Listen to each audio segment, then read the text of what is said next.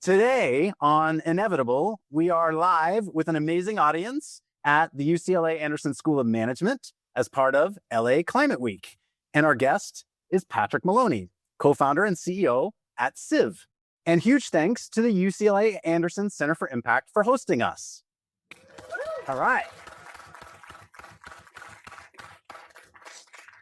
Patrick's firm, CIV, is a brand new venture capital investment firm based in Venice, California, that backs and builds companies at the nexus of industry and technology. Patrick has had a long, successful career in clean tech. Prior to CIV, he founded and led Inspire, a clean energy technology company acquired by Shell in 2021. And for his work at Inspire, he was named Ernst Young's 2018 Entrepreneur of the Year award winner for Clean Tech and Renewables. Prior to Inspire, he co-founded Independence Energy and was on the founding team of Energy Plus, both of which were acquired by NRG. Patrick also is co-founder of The Nuclear Company, in which we're proud investors via our venture funds at MCJ. From MCJ, I'm Cody Sims, and this is Inevitable. Climate change is inevitable. It's already here. But so are the solutions shaping our future. Join us every week to learn from experts and entrepreneurs about the transition of energy and industry. Patrick, welcome to the show. Thank you, Cody. Stoked to be here. All right, so we're going to dig into CIV, into the nuclear company, all of your past work and background. But actually, I want to start on a little bit of a more somber note, because I think it's a reminder of why we're all here and why this work matters. So in January of this year here in LA, we faced the most destructive wildfires in California history. And the day after the fires, I was messaging friends, texting friends, checking in with people. You were one of the folks I checked in with. And your response, honestly, was heartbreaking. So maybe share a little bit with the group on the impact the fires had on you and how it's influencing the work that you do. Yeah, absolutely. So like so many folks, I think that it's crazy to be here in LA. So many of us were affected in a single moment, but all at once. And I was definitely one of those people. Unfortunately, my mom and my in-laws both lost their home. The outpouring of support and love from so many people, Cody, of course, you reached out to so many others in that single moment. It was both this moment of complete sadness and destruction, and yet so much beauty at the same time to see, the resilience of so many people who had just literally lost everything. My mom showed up at my house with a half-packed duffel bag, and that's it. She has to rebuild her life from a half-packed duffel bag, but just the goodwill of so many people. Shortly after that, walking into a store on Epic Kinney and seeing somebody just notice that something was off and just offer to give her an entirely new wardrobe. There was just this moment of destruction and beauty. And I just tend to find there's always this interesting tension right now, particularly in the areas in which we build and invest in companies, where there's this unbelievable beauty and yet this shaded edge that we always have to find the tension through. But it definitely means a lot to be based here in Los Angeles, building an investment firm that's effectively investing in and helping to build companies that ideally could be an antidote to some of the transitions and the impacts that we're seeing. So we're excited to be here in LA. Yeah, I'm sorry your family has had to navigate that. And for anyone in the room who's had to navigate the impacts as well, I'm sorry. And hopefully all of us are here. Everyone listening is here working on solutions to make the problem better. I don't know if that's the right word, but less bad in the future. Yeah. My quick thought is we've been doing this since the beginning of time. We just consistently create new issues, and then we have to go solve those problems together as a community and as a civilization. And so as terrible as it is, it's just the next great opportunity for us to overcome. And I guess I always come more from the optimist. Can't do anything about it. We might as well just find our way through it. Feels like that's where we're at again. So you just set me up for my next question really well, which was coming out of university, you studied philosophy, which I think might just go back to what you just said, political science and economics at Penn in the early 2000s. And then you went on to start a bunch of clean tech companies. Yeah. What was that journey like? How did you come out of university? Here we are at a university campus and decide with the background you had, this is the thing you want to go do. Yeah. Well, I think what's so interesting is when you really look at the foundation of philosophy, political science, and economics, the core through line of all of those things is our ability to harness energy as a civilization. Whether it's in the area of philosophy, it's how we live happy, productive, meaningful lives. Whether it's in political science, you're literally talking about national security and global power. And then when you're looking at economics, obviously, literally the input to all productive output is some sort of unit of energy. And so it just captured my fascination. I think the thing that really captured it is that when you really look at it, you start to see that every moment in human history, before every massive inflection point, was some significant change in our ability to harness the power of resources that created the next massive moment of inflection. And I fundamentally believe we are literally at the beginning of that next moment right now. Of course, we have artificial intelligence taking over every piece of the global economy. We're living in a world that's increasingly built by robots and is going to need to be powered by incomprehensible amounts of energy. And therein is, of course, terrifying and super exciting. I've been saying for a while that I think energy is the picks and shovels of AI. It's the thing that makes AI actually be able to work. Yeah. And then if you just zoom all the way back, it's literally the input to the output of everything globally.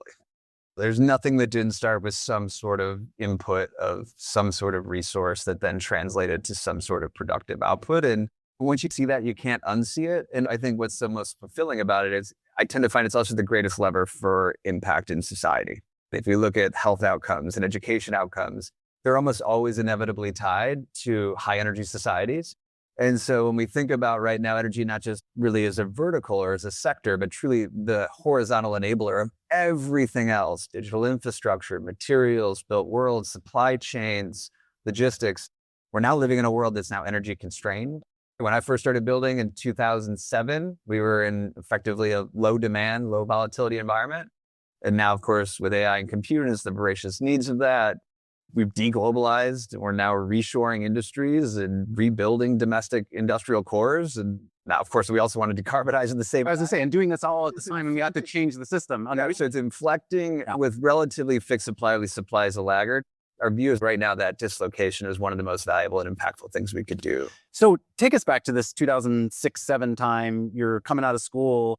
How did you decide you wanted to start a company? What was the path? You started two companies at the same time. Explain that, Dre. Yeah, it's pretty simple. I tend to find most things in life come from scarcity. So coming from a place more of scarcity growing up, I always thought, hey, the way to solve that is to become an entrepreneur. And so literally the day after graduating, stepped into a conference room with no idea what we were going to do and just said, we're going to go try to figure out how to go build something of significance. And was very fortunate to have two incredible partners who were way more sophisticated than me. And for some reason, we landed on energy as one of the greatest areas of transformation. Regulatory policies were changing. Technology was beginning to reshape that landscape. Customer satisfaction is always terrible in energy broadly. And so we just felt like there was an opportunity to come in and build a new company that could ideally transform the consumer experience in that space. What did Energy Plus and then Independence Energy, what did they do? Yeah, so basically it was early in the restructuring of energy markets, where previously almost all energy markets were government-sanctioned monopolies. We had made this decision as a country that we wanted to socialize the infrastructure and the cost associated with providing a reliable service like energy, which is a great idea, unless you really want to find significant amounts of innovation. Obviously, this country was formed on the idea of competition, and free markets tends to create the greatest amount of innovation in a marketplace. And so I think what we did was we ultimately were able to enter into an early restructuring into the energy markets and create just effectively a better consumer experience for their utilities. And I think we learned a lot, of course, about how to do that. We took a small amount of capital. We grew that business to a very significant scale and ultimately sold that to NRG right when the world was starting to come to this idea of the utility of the future. But I think really what I learned most was just the importance of competitive markets to be able to create thriving environments for technology companies to come solve big, juicy problems. And that was probably the biggest takeaway that led me into my next business. Yeah. So then your next company maybe took a little bit of time off to catch your breath and then jumped right back into it within a year, it looked like. I did. Yeah. Well, I had a 1-year non-compete. So by the day, I formed the next entity the day after that expired, but it gave me a good opportunity. I actually always like taking a year off between companies. You step back. I always go through a structured sabbatical. First is just connection, then it's discovery, then it's thesis development, and then ultimately you refine that to what it is you want to build. And it was this moment, I don't know if you remember it, where this idea of the utility of the future was one of the biggest narratives. It was really led by an individual named David Crane, who was most recently the Secretary of Infrastructure at the time, the CEO of NRG. He had actually bought our two previous companies. And so we were very fortunate. And it was this idea that in the future, the next great Amazon, Google, Apple is going to be an energy company, and it's going to be fully technology enabled, and it's going to provide a fully connected solution of the home and the business and the grid, and it's going to be all powered by renewables. And I fundamentally believe that that was true. Just didn't quite think that it could be done unless you built it from scratch. And so that was the premise and basis for my last company, Inspire. And the idea was that when a homeowner is trying to power energy from their home, they can sign up and basically guarantee that they're getting clean electrons. Is it sort of a renewable energy credit model? Yeah. So basically what we did was we figured, hey, if we really want to transition the grid to renewables, this was in the era where we were seeing almost every massive market we had come to experience as consumers transformed by consumer demand. And transportation, all of a sudden you saw the Ubers of the world completely shift the way that that ecosystem worked. We felt like we had to do the same thing in energy, which is create a better consumer experience that would ultimately create a significant amount of consumer demand and use that demand to really shift supply towards new renewable generation. And of course, the only way to do that is to build a better, more delightful experience that people prefer to whatever they came from. And so that's where we started. And then we added more and more technologies around those consumers that allowed them to automate energy reductions and ultimately reduce carbon. How did you know you were ready to be CEO? I don't know the answer to that question. I just like to build things. Yeah. I think since I've been a child, I've always wanted to take things apart and rebuild them back up. And I love communities of people who are aligned to a similar mission. There's this feeling of everyone who's all pursuing something bigger than themselves, that are all jointly held by a set of values that they share together. How about this? Looking back, what would you tell yourself today as you were starting into your first CEO gig? What would I tell myself today? Good question. Geez, I don't even really know what I would say. I think I've just been the same stupid kid who will just run as fast as I can into any bullet. And this is just another one of them. Don't be afraid of what you don't know, it sounds like. I grew up with a single mom. And so I was made up for that gap in the nuclear family by having a bunch of mentors who were older than me and wiser than me. Initially, it was, how do you shave? And then it was a little older. It was like, okay, cool. How do you build something of significance? And whatever that means, be a good father, be a good husband, also build great communities and cultures.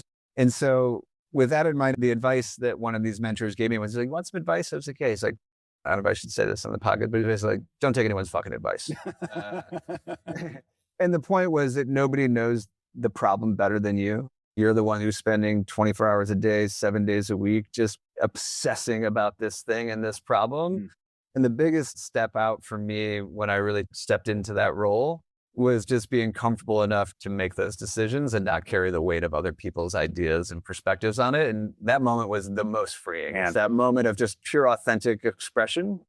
And that's, to me, the founders. That speaks to me so much, particularly from my time at Techstars. I was at Techstars for a really long time, working with lots and lots of founders. And these founders go through Techstars, and we go through this thing called mentor madness, where they'll meet 30 mentors in a 2-week period and just get inundated with advice and everything. And they go through mentor whiplash, where they meet one really smart person who suggests one thing, and then an hour later, they meet another very smart person who suggests exactly the opposite thing for their business. And the thing that's hard for a founder to realize is at the end of the day, those are inputs, and then you make the decision. 100%. Yeah. It's literally one of the first things I almost always tell a founder we back in now is like, hey, I'm going to give you some advice right now. And I'm first going to tell you to not take my advice. Because the most important thing is that you are going to know that and you're going to make that decision, and I'm going to have your back. You moved to LA to start Inspire? Yeah. Well, this was in the 1-year sabbatical. So where do you take a year off? On the beach. I moved to Southern California. So that was the 1-year sabbatical. And then as soon as we got going, we decided to headquarter my last company, Inspire, in Santa Monica. Okay. Inspire, for folks in LA, in the venture scene, venture community, I mean, it was a who's who of LA investors. What Crosscut, Bonfire, Generation Ventures, BAM. You definitely got ingratiated into the LA venture community quickly. It was a really fun time in the LA ecosystem. This was back in 2014. It was right at the beginning of the rise of LA tech. What I love about this city is so many people come here to build something. Meet anyone on the street. It's just this community of people who have all come here with some sort of dream often. And so the community tends to be so open and willing to help people in a way that I didn't find so much on the East Coast, where it tends to be more structured hierarchical systems. Out here, it's like, cool, whatever. You want to go do that? I know 5 people that will help you. And so it was a fantastic place to build. So you built this company for a while, and then ultimately you decided to sell it. Talk about your decision, particularly your decision to sell to Shell, the oil and gas company. I mean, listen, I think that what I've always come to believe is, I think of myself more as a practical radical or a practivist, if you will, which is just a fundamental belief that you have to work with people and in systems if you hope to affect change. And I feel that when I've taken a step back, I've seen a lot of folks who try to really reject those systems and are surprised when they don't work for them. Mm. And so for me, when I think about what we were trying to achieve, we were a very mission-oriented company. We were a B Corp. We were focused on transitioning the consumer experience to drive a massive transition towards renewables. And the question just became, what's the greatest way for us to achieve that mission? And we fundamentally believed that staying private was going to be too slow. Going public was not the right place for this business. And bringing it to the Shell platform would give us unbelievable capabilities to transition one of the world's largest energy platforms globally. And post-acquisition, that business has continued to grow and thrive, and we couldn't be more proud of what we've done there. How do you generally advise founders who then you tell to not take your advice, but how do you generally advise founders trying to navigate how should their company interface around oil and gas, heavy emitters, whether it's for partnership, whether it's for taking investment, whether it's for M&A? Do you have a general perspective that you try to share with folks? My general perspective is if you think you're going to change the way they think, you're wrong. It just doesn't work that way. These are 100-year-old global conglomerates with foreign decision-making, often selling conflict-related resources. These organizations don't change their thinking. They don't care how special you are, what a beautiful world you envision. At the end of the day, the most important thing is understanding how they think and how they make decisions, and appealing to where there's that overlap between what it is you seek to do and what it is they want. Well, where I tend to find people get a little sideways is when they do believe that what they're doing is so special that, of course, this large conglomerate is going to care and want it. And the reality is, the most important question is, what do you want? What is it that you want and need? Because the more I understand that, the more we can find that shared space in the middle. I'm hearing from you something I like to share with founders, advice that they clearly don't want to take from either, but it's the person you're selling to, what are they buying from you? Not what are you selling? What are they buying? And trying to orient your thinking from their perspective about what problem are they trying to solve? What are they buying from you? Yeah, which can often be unnatural when you're a founder trying to go build a world that doesn't exist. Right. So you just think to yourself, I'm going to go build this world that doesn't exist. And so therefore, the entire thing is a manifestation of your own idea. But then when you're working with these old, large organizations, it's really just a question of what is it that you need, want, and how do you make decisions so that I can work within your world and guard the hubris a bit to get there. So you took another year off after the acquisition, and then you decided to become a VC. Yeah, I did. I did very similar sabbatical, took a step back and asked myself what was going to be the greatest way to use ideally the last chapter of my career. Because serially built and sold companies every 5 to 10 years for the last 20 years and felt like I just wanted to build the last thing and wanted to be an evergreen platform that ideally could run up the scoreboard and the two things I tend to care most about, which is the greatest amount of economic and societal returns I can achieve in one lifetime. And it became clear that creating an investment platform was going to be probably the highest leverage way for me to have that. What are the two things that you care most about? Economic and societal return. Oh, economics and societal returns. Sorry. Yeah, it's got to be both. I just tend to find very simply, societal impact without economic value doesn't scale. Feels nice. Fun to talk about at cocktail parties. Hard to create really significant scaled impact in the world.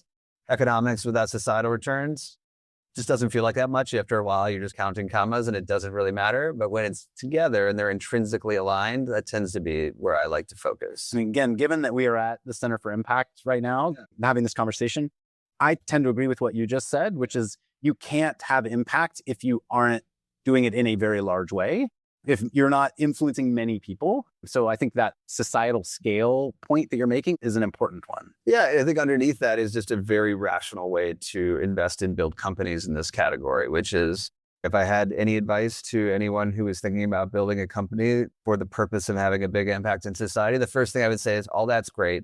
Tell me about the actual business. Because if there isn't a real demand-driven market there with real fundamental unit economics that are going to be better than the incumbent solution or technology or company, this is never going to scale. Or it might scale a little bit, but you're never going to find the true transformational impact you want. And so the beauty is it's an enlightened self-interest. Find the biggest economic opportunities that in success will be inherently transformative for society.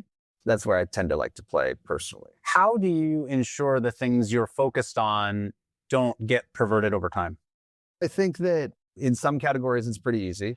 If you're talking about, hey, we're going to go build renewable infrastructure, it's one-to-one impactful towards the decarbonization of the input to the most global output. In other cases, it is more vague. And I think the reality is that's where we come to more theories of change. Yeah. And I'm totally okay looking at something and saying, I see more positive externalities here than I see negative externalities here.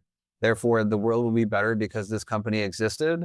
And so therefore, I'm comfortable investing in that company versus not. I do think a lot of the ideological driven investing and conversation really did more of a disservice to the category than a service to the category, because it almost inevitably immediately alienated most of the people you needed to work with to get something done. Right. And it missed the point that the only things that scale are the ones that drive returns. All right, let's talk about your fund a little bit. So what can you share any details about the fund itself? They haven't yet announced their fund for what it's worth, so it's still not a lot of information out there about it. After a career building companies and always talking about the future before it happened, I was like, okay, I'm 40 years old now. I think we'll just build the thing and then talk about it once it was done. So it feels much nicer now than when we were younger. But the investment firm I run now is called CIV, short for civilization. We mostly back, but every so often we'll sometimes build companies that we think are going to transform critical industries and have a huge impact on the future progress of our civilization. As I mentioned, back and build. So one thing that was true for me is I thought about investing in this building investment firm and I was like, it doesn't get me super excited. But once I realized you could build an investment firm that mostly backed and every so often could still co-found and build companies on platform, then I got super excited. And so CIV is really a combination of deep operating expertise. I've been a career founder. My partner, Jeff Rosenthal, has also been a career founder. And then we brought in a career investor and partner in Abijoy Mitra, who previously was a Co2. So we bring together a combination of deep operating capabilities, really institutional capital experience, and then just a very unique global network that allows us to not just invest in hope it goes well, but really put leverage on terms of the capital that we've deployed by helping those founders with deep operational capabilities.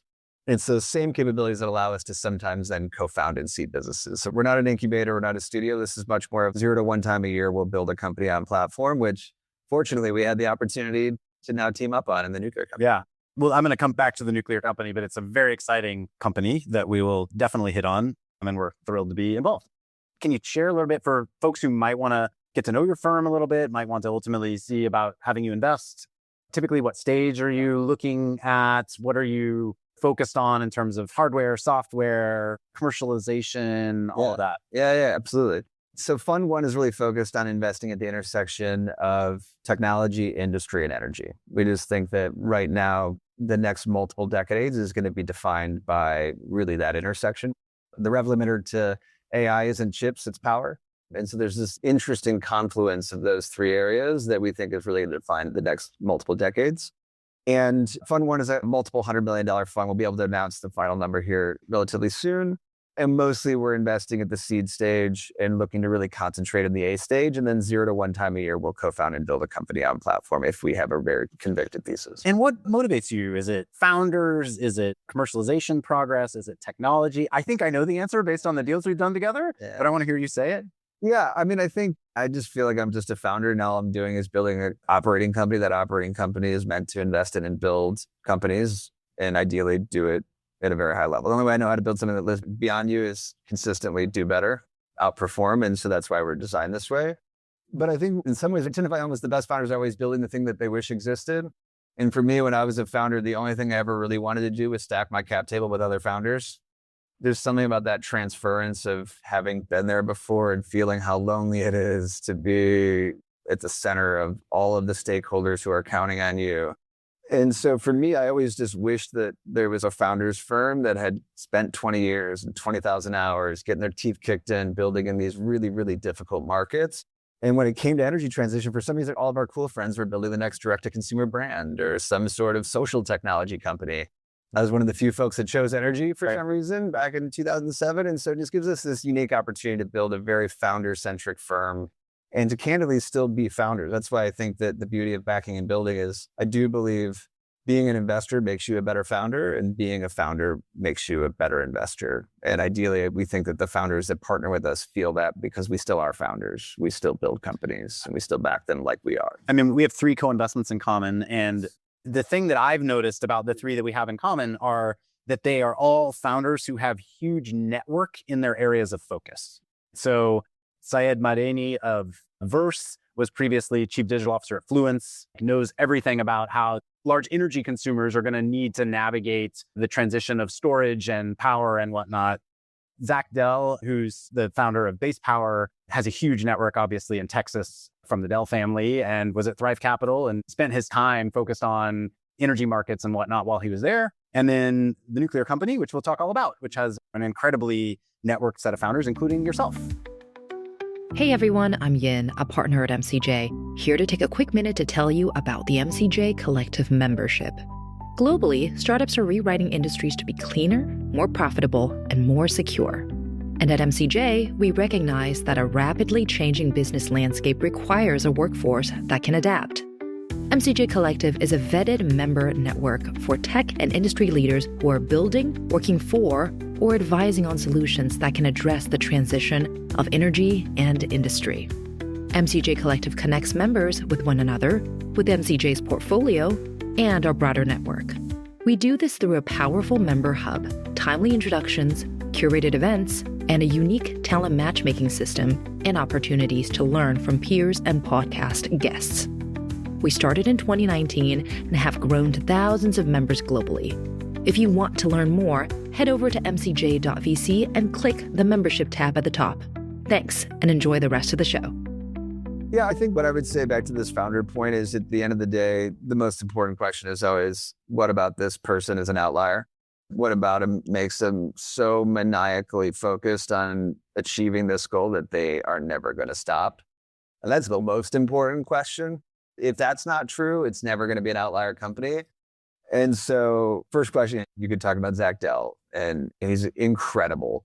His dad was a great mentor to him, and he's 100% focused on how could I achieve a company of significance in a similar domain. Jonathan Webb, the co-founder of and CEO of the nuclear company, is an absolute madman who's going to live on a job site with his wife and 2 children as he builds gigawatt scale nuclear reactors. It's not a joke. He will be there. He's done it before.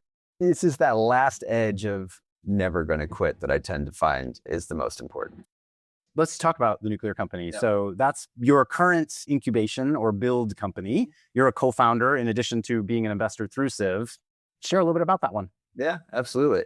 So I think very aligned with the thesis that we have for Fund 1, which is for 20 years, we had flat global energy demand, very low volatility. And then all of a sudden, really 3 key megatrends. The first, of course, being AI and compute and just the power demand behind it. The second being the deglobalization and reshoring of domestic manufacturing and supply chains, which of course started with COVID and then got accelerated by Ukraine. And now we're living in the world that we're living in today, which is tariff wars and just unbelievable geopolitical restructuring of the global economy, driving this inflecting demand for energy, yet supply is a laggard. We're talking about energy, electricity specifically, is the most volatile commodity in the world. It can go from $0 to $10,000 in a matter of seconds. Yet to build new supply is inherently a laggard. We're talking about concrete and steel and rebar, building physical infrastructure. And so this dislocation in our view is going to consistently get bigger with increased volatility. And quite simply, we just thought that there was no way to cross the chasm between demand and supply except for the one thing that we had already solved 70 years ago, which was nuclear fission. And when we really looked into that problem, what we found was that the reactor itself is only 10 to 15% of the cost of a new nuclear deployment. The other 85 to 90% is everything else. And so we just came to the view that we don't have a technology problem. A lot of times in tech, you're always like, we need to go build a new technology. It's like, well, actually, no, we may have already solved it. We have 94 operational gigawatt scale reactors in this country today, producing 24/7 firm power that's carbon free and is the highest capacity source of energy in the grid, which has led us to believe, I don't know if we need a new reactor right now. We seem to have fine reactors. What we haven't been good at doing is deploying reactors. There's a lot of money getting thrown at new reactor tech right now. And again, I'm a huge proponent of all of the above, but I think we also have a time focus. And my time is right now. We need to be deploying gigawatts of nuclear power so that we can fuel our industries and our technologies and candidly maintain the national security of this country in a world where many other folks are building far in advance of us. I think many may know, but China have 400 reactors in their pipeline. They will soon become the world's leading superpower in nuclear energy. And again, take aside pros and cons of whatever you want from a geopolitical perspective, but the reality is all of us, or many of us here, live in this country. We have an interest in ensuring the continued vibrance of our society and civilization. So this one was a build. Let's take the process for doing this separate from how you and Jeff and Abijoy might diligence a company you meet at seed stage and decide to invest. Yeah. So you and Jonathan and then Kiran Badraju, the CEO of Arcadia, got together and were brainstorming one day over coffee. How did this happen? Yeah, and I think we just felt like it was not just obvious, but now imminent. I mean, everything is timing and building companies, and really it was the demand curve driving the inevitability and the imminence of nuclear becoming the next great renaissance of power. And then we were very fortunate. Karen and I went to school together at Penn. We were peers building parallel. Yeah, Inspire and Arcadia were similar companies. Yeah, we definitely were. We were frenemies for a minute. No, we were friends. And Jeff, my partner, used to be one of the senior advisors to Jonathan Webb when he was building App Harvest, which he grew from zero to the largest advanced ag tech company in the middle of a pandemic, built 8 million square feet of infrastructure when nobody could get out of their jammies. I think we then mutually coalesced on this idea. But I think the most important thing is there is no such thing as an outlier company without an outlier founder. And I very much know I am not the CEO. At the end of the day, there's only one way a company like this gets built. It is if you have an incredible leader and an incredible founder and CEO like Jonathan Webb. Did you already know you were going to do CIV and this was going to be an incubation? Or was there a minute when you thought, oh, I might go do the nuclear company? No, our whole strategy as a firm is always mostly back, sometimes build. And we had come to this macro thesis on nuclear now being imminent. Around the same time, Jonathan and Kieran had been seeing a similar theme. And we were very fortunate to be able to then decide to co-found that business and play the role of a strategic co-founder. So early on, very engaged, and now more like a highly active chairman. One question I have across all of the work you do, and again, we're sitting here at the Center for Impact, is there work you do on impact directly? Are you doing impact reporting for your LPs, your investors? Are you requiring certain impact metrics from the founders you back? Or is it back to this notion of large-scale societal change equals impact? Yeah. So after a career of doing the detailed carbon accounting all the way down to the feature level. So my last company, we were a very early B Corp. We were doing accounting of every social and environmental metric. We would actually decide to prioritize features in our products. We would ultimately quantify the customer impact, the economic impact, and the environmental impact of those decisions. And what I ultimately came to find is when you over quantify certain things too much, you can ultimately find yourself optimizing for the wrong things and missing the point. And so when it came to building CIV, everything we do, we focus on creating net positive change in society, but we don't over-index on trying to create accounting that can sometimes, I'm sure we've seen this a lot in our experience, where you're trying to force the accounting to justify your position. And you actually just are missing the point, which is at the end of the day, there's theories of broad social change. And I tend to orient on those things unless it's directly additional. Climate tech. We're at LA Climate Week. You don't use that phrase. You don't describe what you do as climate tech per se. Yeah. How do you think about that as a category? Yeah, I think it's a misnomer from what I can tell. But it was convenient for a minute when we were all like, well, we can't be clean tech anymore. Right. If we're not clean tech, what are we? Climate tech, climate's relevant. Let's do that. The reality is at the end of the day, we're talking about energy systems, transportation systems, compute systems. All of those are fundamental businesses that have P&Ls, that have underlying value that is created in their business lines. Our fundamental view is investing into those categories in a way that drives to a more efficient environmental outcome or social outcome. But part of the issue, candidly, just for me was, and this is a personal story, in building my last organization, deeply mission-driven, unbelievable culture, I looked up in probably year 7 and I was like, oh my God, I've created an entire organization of people who think exactly what I think. And that was terrifying because I don't know how I know what's true if I don't have other people challenging what I think is true. And I think that also tends to be true in this area of climate tech, which is if I need to go work with a Shell or I need to go work with an Exxon, and the first thing I tell them about is how I'm 100% focused on climate, I've immediately lost half of that room, most likely. Instead of saying I'm very focused on creating resilient energy infrastructure that's mutually beneficial and is going to drive to a lower carbon economy, those types of words tend to play a lot better. What are they buying versus what are you selling? Exactly. I personally do believe that this is an issue. I do believe in building companies that drive towards a lower carbon economy. I just also really believe that these are systems-based problems and I need everyone in the tent on an interdisciplinary, inter-ideological basis if I hope to solve them. Let's shift a few questions on current events. You're an investor. There's a lot happening in the world right now. Tariffs, regulatory change, uncertainty if you're not just a founder, if you're running a large company on what the overall cost structure of your business is going to look like in the next year. How are you navigating that?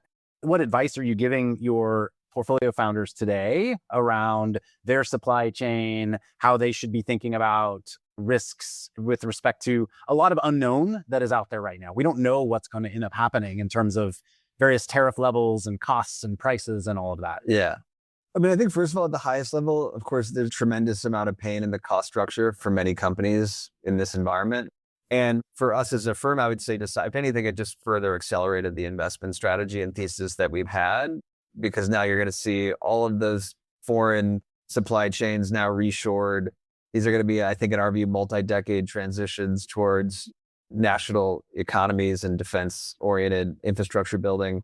And that just means that there's going to be a lot more power needs within those regions, and there's going to be a lot more need for domestic advanced manufacturing and robotics companies that are ultimately going to be able to drive greater efficiency in domestic. So more industrial capability and more power needed to power that industrial capability. Yeah, it's all intersectional, and it's going to require an unbelievable amount of investment. And we're talking about building a tremendous amount of physical infrastructure at a scale we haven't seen in our lifetime, which is a great opportunity. But yes, in the short term, there's going to be some big transitions. Some companies will be more affected than others, and I think it's going to be tough to navigate. Were you approaching our sector differently before the election than you have after the election in any way?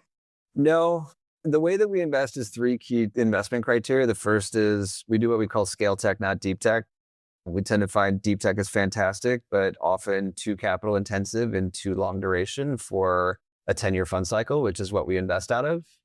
And we also just do fundamentally believe that many of the technologies we need are actually here today. It's not so much one of invention, it's often one of execution. So less focused on a new mousetrap that might solve a problem and more focused on how do you take technology and get it out there. This is how we get to the nuclear company over a new reactor, is this first principle question, what's the problem?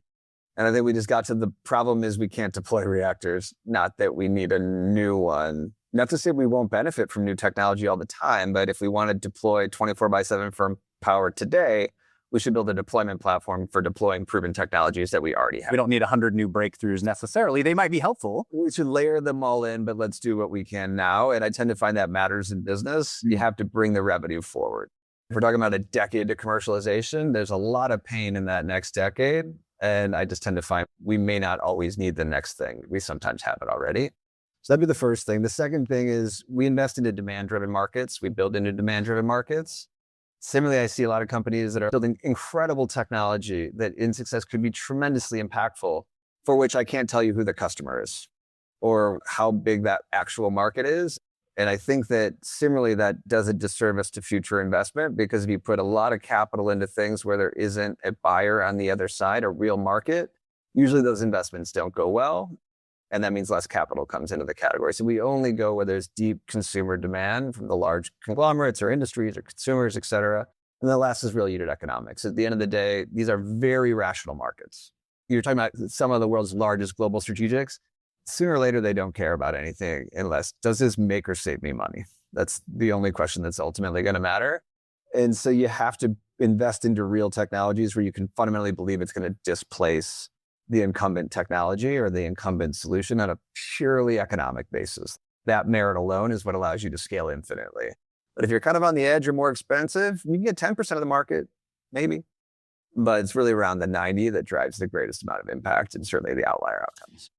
On that note, we've seen in the last 20, 30 years, certain markets like media, where the companies that were the incumbents 20, 30 years ago, they're still around. They're still big companies, but the companies that run those businesses in those sectors now didn't exist 20 or 30 years ago. Yeah. Google, Facebook, Amazon, Apple, those weren't media companies 20 years ago. It was Disney and NBC and whatever. And in energy, we haven't necessarily seen that. Mm-hmm. The companies that are the big energy companies today are pretty much the companies that were the big energy companies 100 years ago. Mm-hmm.